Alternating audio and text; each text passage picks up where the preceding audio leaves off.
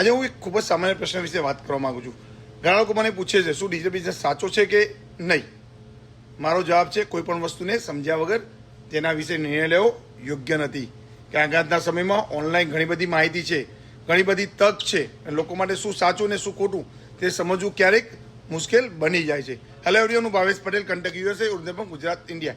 પરંતુ એક વાત સ્પષ્ટ છે, ડિજિટલ બિઝનેસ કોઈ જાદુ નથી, કોઈ ઓવરનાઇટ સક્સેસ નથી, કોઈ ક્વિક મની સ્કેમ પણ નથી.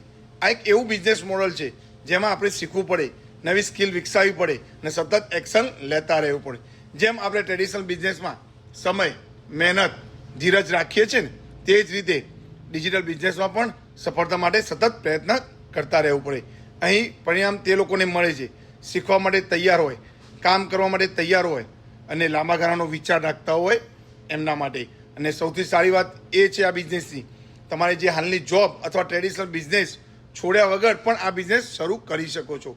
દિવસના માત્ર 2 થી 3 કલાક આપીને પણ તમે તમારી આવકનો નવો રસ્તો બનાવી શકો છો અને ભવિષ્ય માટે વધુ સારી તક તૈયાર કરી શકો છો.